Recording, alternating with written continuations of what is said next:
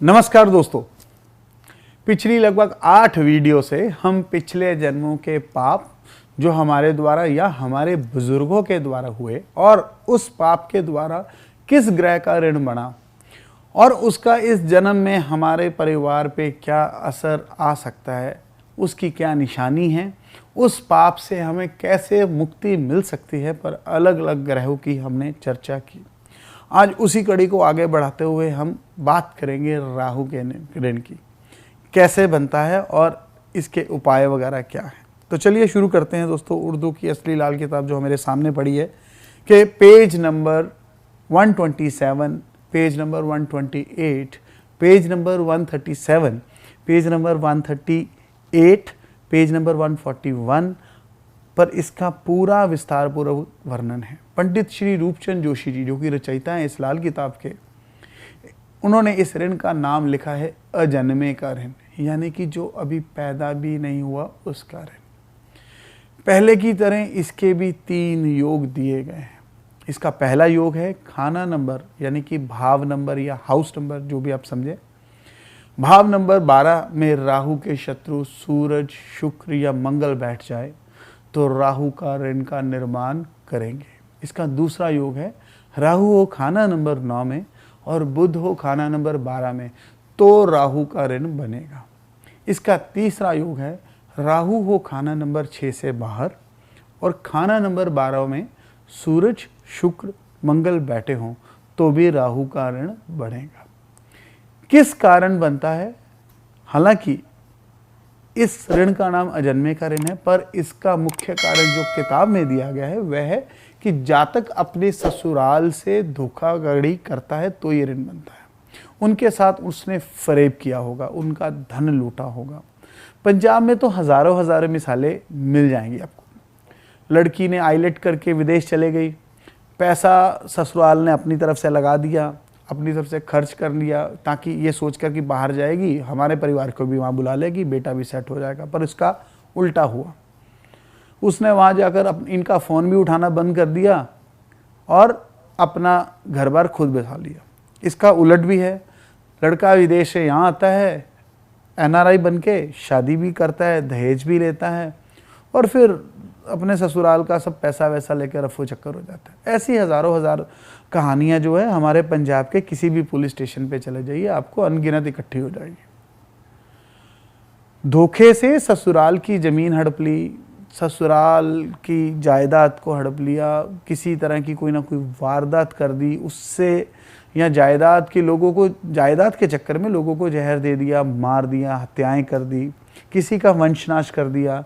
ये सब जो पाप है ना दोस्तों, ये सब लोगों को इसका भुगतान इसी जन्म में करना पड़ेगा, और या इस जन्म में या अगले जन्म में। तो जो पिछले जन्म में किए हैं वह उसका ऋण हम आज यहाँ पे भुगतेंगे। कैसे भुगतेंगे, हमारी संतानों को कैसे झेलना पड़ेगा, इसकी क्या निशानी होगी कि घर से बाहर निकलते वक्त, जब आप घर से बाहर निकले तो दहलीज के नीचे से गंदा पानी बाहर निकलता होगा।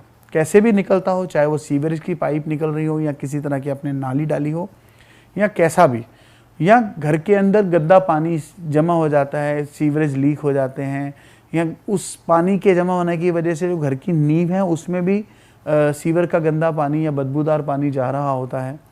ये सारी चीज़ें और ख़ास करके ये सारी चीज़ों के साथ साथ साउथ का, घर की साउथ साइड का भी कनेक्शन जुड़ गया। घर के साउथ साइड की तरफ वीरान जगह, उजाड़, कब्रिस्तान, भड़पूंजा हम लोग पंजाबी में बोलते हैं, जैसे जो नमकीन स्नैक्स बनाने वाले लोग होते हैं, ड्राई स्नैक्स बनाते हैं, उनको बोलते हैं, या किसी हलवाई या किसी बेकरी की दुकान आदि हो। इसके मंदे असर की वजह से परिवार में काले रंग के कुत्ते की अक्सर मौत भी हो जाती है। कई बार तो कोई कुत्ते बार मरते देखे गए हैं, 12 14 कुत्ते मरते देखे गए हैं, और कभी कभी कुत्ता गुम हो जाता है। कई बार तो व्यक्ति के हाथों के नाखूनों को किसी न किसी वजह से कोई बीमारी लग जाती है या नाखून झड़ने शुरू हो जाते हैं। ऐसे जाते कि परिवार में तो कई बार लोगों को दमा या सांस की बीमारी आदि हो जाती है, क्योंकि राहु है वो सांस भी रोक देता है, कड़वा धुआं बोला है। और इन बीमारियों को ठीक करने का जो उपचार है वो डॉक्टर को अच्छी तरह से समझ भी नहीं आता। इस ऋण के प्रभाव के कारण जातक जो है वो धर्म कर्म से दूर रहना शुरू हो जाता है, नास्तिक बन जाता है, यानी कि उसकी आध्यात्मिक प्रगति ऑलमोस्ट ना के बराबर हो जाती है। ऐसे जातक को औलाद भी अमूमन नालायक ही मिलती है, जो उसका कहना नहीं मानती, जिस कारण वो दुखी भी रहता है औलाद की वजह से। ये सारे जो वाक़यात हैं, जातक को खुद या उसकी औलाद जब 21 वर्ष या 42 के आसपास या 48 के आसपास होती है तो अक्सर देखी गई है। कई और अलामतें भी हैं, चलिए जानते हैं, पढ़ते हैं लाल किताब से कि पंडित श्री रूपचंद जोशी जी ने किस प्रकार इनको जाहिर किया है, लिखा है। पढ़ते हैं इन पंक्तियों को हूबहू। शाम हुई, नींद का दौरा जारी हुआ, कुछ कुछ ख्वाब की लहरें लगने लगी, हर तरह का आराम और दुश्मनों से बचाव का सामान मुहैया हो चुका कि अचानक बिजली की लहर फट निकली, लीक कर गई। सजा सजाया मकान जल उठा, ख्वाब भूला, नींद उचट गई और जान के लाले पड़ गए। देर नहीं गुजरी कि करोड़ों अरबों के मालिक, नीलम के व्यापारी दम के दम में खाक हो गए। सोना गुम हुआ, जगह ब जगह चोरी, राहजनी, गबन, धोखा देही और फरेब के वाक़यात से धन हानि होने लगी। एक ऐसा परिवार, अब इसका हम लोग इसको एक्सप्लेन करते हैं कि एक ऐसा परिवार जो धनी, हर तरफ से धनी था, नाम शोहरत सब मौजूद थी, पंडित जी ने उसकी मिसाल दी है। अब जो लाइनें अभी मैंने जो पढ़ी हैं, इसकी जो अगर गहराई में, अगर हम इसको गहराई में समझें तो पहले ऐसा कोई वाक़यात अगर आपके दिमाग या जहन में आए तो आपको मेरी ये ऊपर बोली हुई पंक्तियाँ एकदम सच होती दिखने लगेंगी। जैसे कि अभी कुछ साल पहले नेपाल में भूकंप आया था, रातों रात सब उजड़ गया। इससे पहले सुनामी भी आई थी, शहर के शहर उजड़ गए। गुजरात में आपने देखा जब करण अर्जुन बन रही थी तो शायद उस वक्त लातूर में भूकंप आया था, तो वहाँ के जो धन्य सेठ थे चंद मिनटों पे सड़क पर आ गए। रात को तो बेचारे सोए तो अरबों के मालिक थे, लेकिन जब वो सुबह उठे ना तो उनके घरों में लूटपाट हो रही थी। लोग उनको उठाकर राहत शिविर पे लेके जा रहे थे और वो अपने घरों को मिट्टी होता हुआ देख रहे थे। यही हाल अभी कुछ देर पहले दिल्ली में जो सीलिंग हुई वहाँ पे भी हुआ। अरबपति सड़क पे आ गए, अपने करोड़ों का माल सड़क पे रख के उन्होंने कौड़ियों के भाव बेचा। भूचाल, तूफान, हादसे, अचानक जो भी एक्सीडेंट होते हैं, ये सब की तरफ पंडित जी ने इशारा किया है। अब इसके आगे जो पढ़ते हैं, जो भी कोई ससुराल का ताल्लुकदार हुआ या 16 से 21 साल उम्र में पहुंचा, सर से जख्मी, ख्यालात का आलूदा, गंदा और जिस्म बेडोल बीमारियों से मारा हुआ, नौजवानी की बजाय बचपन में ही बूढ़ा, आरजदा और निकम्मा साबित होने लगा।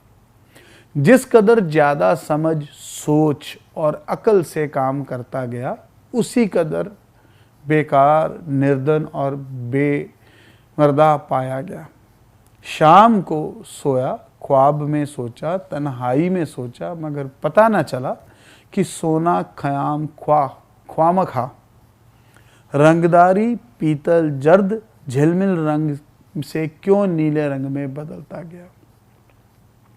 दोस्तों, इस ऋण की जो दूसरी अलामत कुछ ऐसे इंसान के बेडोल शरीर से दी गई है जो जवानी में पहुंचा ही है पर शरीर मोटा हो गया, कैसे भी किसी भी बीमारी की वजह से बेडंग बेडोल शरीर के मालिक हम अक्सर लोगों को देखते हैं।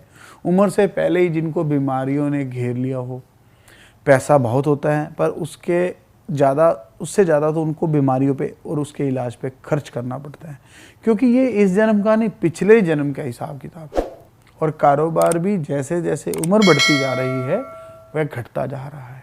हर तरफ से टेंशन ने घेर रखा है, पर पूरी अकल से काम करने पे भी दोस्तों इसका रास्ता नहीं दिख रहा। जैसे एक सोने को पारा खा जाता है, उसी तरह से सब धीरे धीरे कम होता जा रहा है। अभी इसके बाद जो लाइनें लिखी हैं उसमें लिखा है, खानदानी मेंबर, बाल बच्चे और नौजवान लड़के देखने में खूबसूरत, कदावर, मगर सांस से क्यों रुकने लगे। दमा, मिर्गी, काली खांसी और सांस की तरह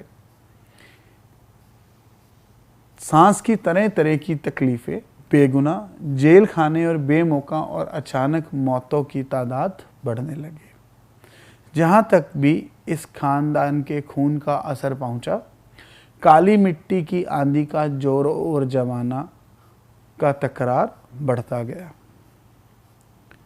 मैंने आपको पहले ही बताया कि लाल किताब में एक एक पंक्ति पर पूरी किताब लिखी जा सकती है, पर पंडित जी ने इसमें सिर्फ सार लिखा है ताकि जो पढ़े उसके इसका अनुभव अपने विवेक और अपनी अकल के अनुसार हो। इसमें पंडित जी ने अलग अलग वाक्यात बताए हैं, जैसे कि बच्चे को छोटी उम्र में या बचपन में सांस की तकलीफ़ें हो गई, किसी को गले की हो गई, किसी को छाती के गंभीर रोग हो गए, या किसी को लालाज बीमारी हो गई, ये सब बताई गई है। जो उम्र हमने बताई उसके आते आते बेगुनाह होते हुए भी जेल खाना नसीब हुआ, या कोई कानूनी मसला गले पड़ गया, बिना वजह के किसी अचानक हादसे में परिवार के कई सदस्य मौत का शिकार हो गए, यानी कि परिवार में कुदरत का कहर पूरी बुलंदी पे दिखता होगा, तो ये राहु का ऋण सर चढ़ के बोलेगा। आगे कुछ पंक्तियां लिखी हैं लाल किताब में कि खुद ख्वाह कितने शरीफ, गरीब तबीयत और डर कर चलने वाले हुए, मगर मुंसिफ ने मुकदमे के फैसले पर कुछ ना कुछ जुर्माना, जेल खाना या तवान डाल ही दिया। कसूर ख्वाह था या ना था, मगर बताया ना गया कि वजह क्या थी। जो किया सब कुछ उलट पुलट होता गया, जमीन की तह से छत तक नज़र दौड़ाई, नीले समंदर और आसमान दोनों तक की छानबीन कर ली, सुबह से पक्की शाम तक गौरव खोज किया, मगर जवाब वही रहा कि ये सिर्फ वहम है, फर्जी ख्याल है या किसी हद तक दीवानगी का मयार पैमाना है, जो ये गुमनाम सजाए आफतें और दिल दर्दी की बुनियादें खड़ी कर रहा है। देखिए, जब किसी के साथ जब बेइंसाफ़ी होती है ना, तो दुनिया को पता चल ही जाता है कि इंसान के साथ धोखा हुआ है। बस ऐसा ही हादसा पंडित श्री रूपचंद जोशी जी ने बयान किया है कि बेगुनाह होते हुए भी जब मुंसिफ यानी कि जो फैसला करने वाला जो जज होता है, जो जुर्माना लगा दे, वह आपको जुर्माना लगा दे, और वह भी बिना वजह, और उसकी जो वजह है वो साफ जाहिर ना हो कि आपने कसूर क्या किया।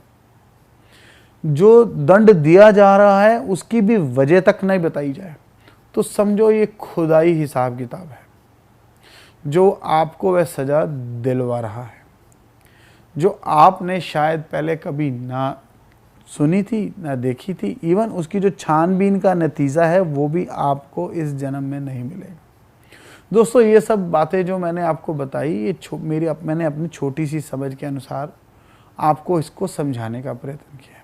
इसका उपाय क्या लिखा है लाल किताब में कि राहु के उपाय में जो खानदान के सभी सदस्यों से जहाँ तक हो सके, खून का जहाँ तक संबंध हो आपका, उनसे पैसे इकट्ठे करके एक एक नारियल लेना है, और उस नारियल को चलते पानी पे एक ही समय पे जल प्रवाह करना है। याद रखें दोस्तों, ये उपाय 43 डेज का नहीं बल्कि 43 वीक्स का यानी हफ्तों का है, और किसी एक कुंडली को देखकर इस ऋण का अंदाज़ा नहीं लगाया जा सकता। किसी भी ऋण को निर्धारित करने के लिए पूरे परिवार की कुंडली का विवेचन करके ही कन्फर्म किया जा सकता है, और उसके लिए आपको किसी माहिर लाल किताब के जानकार की मदद लेनी चाहिए, क्योंकि कोई भी उपाय जब गलत हो जाता है तो उसका बहुत ज़्यादा नुकसान भी होता है। तो मैं आपको इतने शब्दों के साथ अपनी इस वीडियो को समापित करता हूँ। आशा करता हूँ आपको मेरी ये वीडियो पसंद आई होगी। जल्दी ही मिलते हैं अगली वीडियो में, तब तक के लिए आज्ञा दीजिए। नमस्कार।